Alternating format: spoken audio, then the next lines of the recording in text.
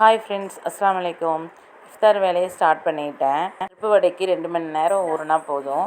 நல்லா வடித்து எடுத்து ஒரு சொட்டு தண்ணி இல்லாமல் மிக்ஸி ஜாரில் போட்டு திரின்னு அரைச்சி எடுத்துக்கணும்.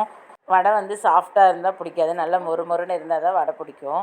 எங்கள் அம்மாவுக்கு என்ன இருக்குதோ இல்லையோ வடை வேணும்.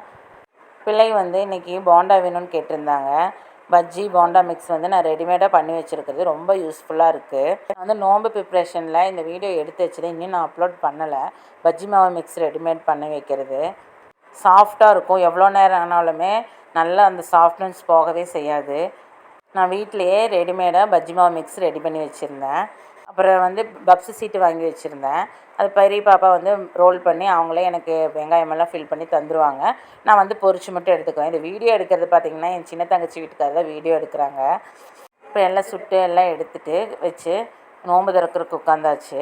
இன்றைக்கி இஃப்தாருக்கு என்னமெல்லாம் செஞ்சுருக்கோன்னு பார்த்திங்கன்னா, பள்ளிக்கஞ்சி, பருப்பு vada, puffs, rose milk, juice, watermelon juice. இந்த ஃப்ரூட்ஸ் எல்லாம் தங்கச்சியே வாங்கிட்டு வந்துடுவாங்க. ரோஸ் மில்க்கு பிள்ளைங்க மட்டும்தான் சாப்பிடுவாங்க. அல்ஹம்துலில்லாஹ் இன்றைக்கி இஃப்தார் நல்லபடியாக முடிஞ்சிச்சு. தேங்க்ஸ் ஃபார் வாட்சிங்.